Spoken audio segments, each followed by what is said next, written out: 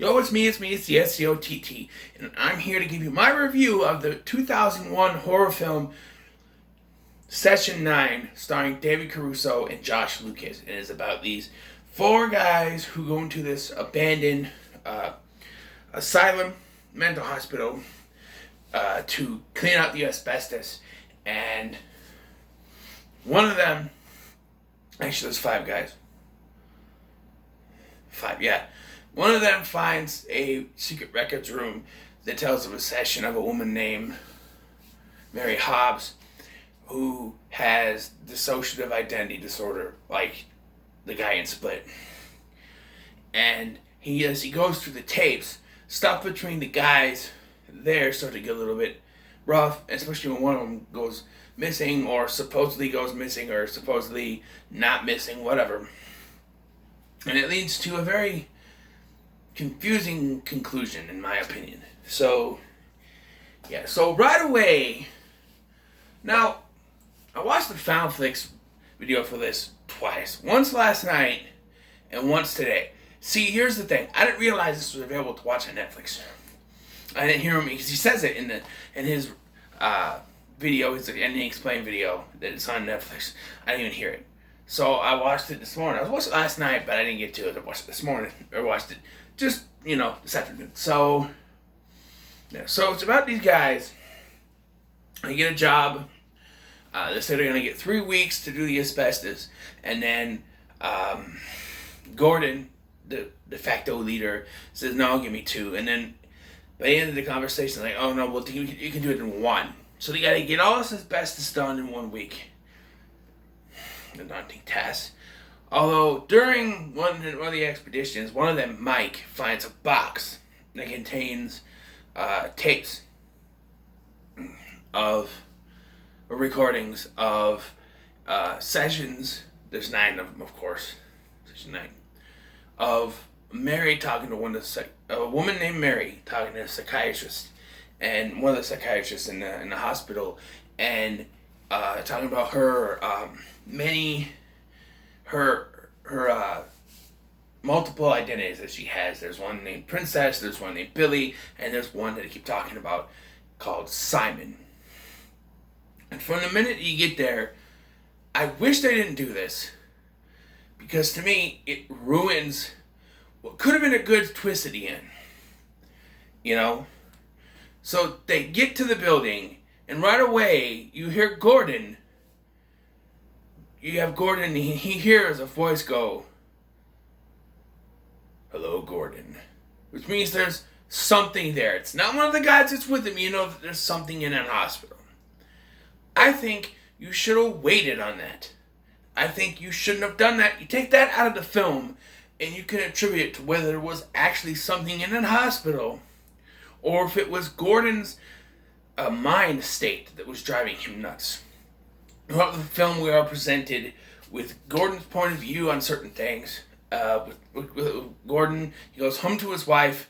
We never see what happens, and that's what pisses me off, is we only hear it. And he goes home. He's got flowers for his wife and their new baby, and he goes home. We see him walk, and we hear a sound of, she's like, oh, flowers for me, what's the occasion? And then there's like screeching noises and stuff. And then later, he admits to that a pot of scalding water fell on him, and he admits to hitting his wife. And we never see that. And then, once again, we're shown the scene where he goes and to talk to her. We hear it, and this time we hear the water splashing and a smacking sound. And it's revealed at the end, spoilers of course, that he actually murdered them, his wife and his kid, because the voice told him to. Now, that would have been something. If they didn't show that there was a voice with him at the beginning of this film, like, hello, Gordon. If they took the hello, Gordon out, I think it would have worked better. But as it stands, right away you hear that, there's something going on in that hospital. It also doesn't make sense, because the way we are shown in this film is that, which is like 20 minutes later or so, 15 minutes at least, when Mike finds the box, as he's cutting the box open, the box with the recording and stuff. It's just kind of open. We're shown that something is coming out of the box. Something evil is there. Something is happening. Gordon starts to go like this. Asbestos goes into Hank's face and stuff like that. But that doesn't make any sense, because if this identity was stuck in this box with the recordings, how could it say hello to Gordon? And we also one can assume that this isn't just a second separate identity, but a demonic force. And then it got stuck in the hospital in the recordings. Because they say sometimes spirits or demon, whatever, can get trapped in mirrors or in recordings and such. I mean, he got stuck in the recordings. And it would make sense if, when opening that box, is what, when they closed that box, they sealed him away. And when opening that box, released him. But that doesn't explain how he says, hello, Gordon. If you took that out, I think the movie would make more sense. Because I'm sitting there watching this, and there's the hello, Gordon, and I'm like, because like I said, I watched Found Flix's review last night. And I guess I missed the hello, Gordon part. Because he's hello, Gordon part, I guess. And so you see the part where you say he opens the box and where things start to happen. He explains that. Found Flix guy explains it. And I was just like, okay, that makes sense. The opening the box is what summons forth this Simon entity. But then why does he say hello to Gordon when they get there? And it's almost as if as soon as Gordon gets there, that's when stuff starts to happen. And we are shown that he murders his wife before the box is even opened. So why did opening the box do something like that? If it was already there and took control of Gordon, made Gordon do this, kill his wife and kid, before the box was open, why did it make such a big deal about the box? It makes no sense. And then, how they handle the end of this film is very confusing to me. And I'll tell you why. So, Hank disappears. Hank finds, that's Josh Lucas's character, he finds a bunch of coins down where they burn people's bodies. And he goes back that night to get them back. And he sees that someone is there. Oh, what are you doing here? Which is what he keeps repeating. And it goes back to a conversation earlier. He gets the bottom eye, something shoved in his eye. He's still alive, I guess. Maybe not by the end of the film, but still. And one of them, Jeff, sees Hank. So they go spread out to look for him. And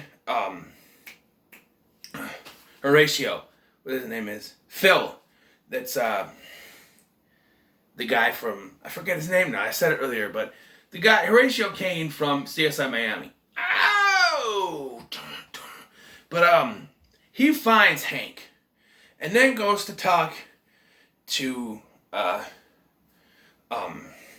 Gordon.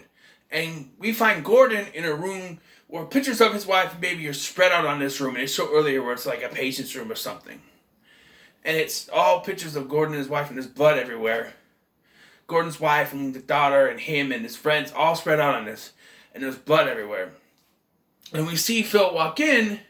And we see Mike walking out. He turns on the generator and walks back in.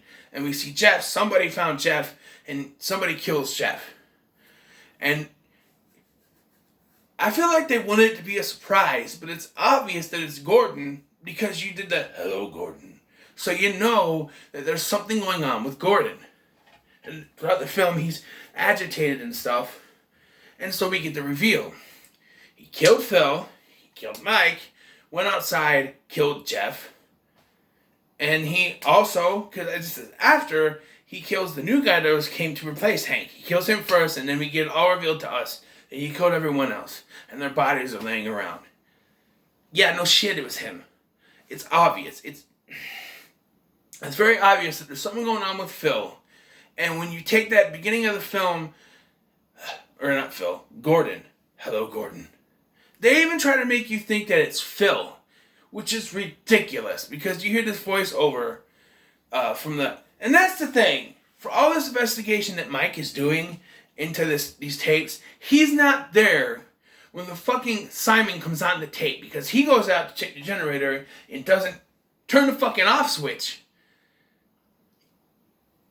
Turn the thing off before he goes out. That's like I say when something happens with the vacuum, you can't get the start, turn it off, and then that's it. You turn off the recording, but he doesn't. So when he's on his way back in, we hear what's going on, but he never does.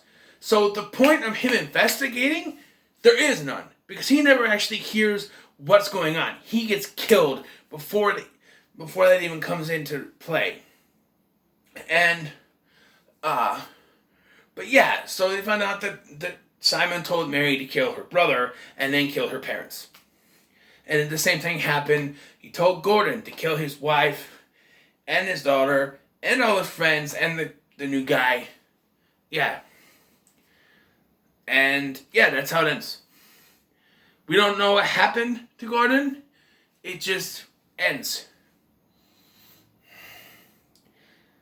I know this is regarded as a cult classic, and I'm not saying I didn't enjoy it. I think the scares are genuine. I think it works. The atmosphere, like the Jeff guy, he's afraid of the dark, and there's a scene in which he's down in the basement, and he's afraid to go down there, and the lights start to go out, so he's running his ass so he's not in the dark.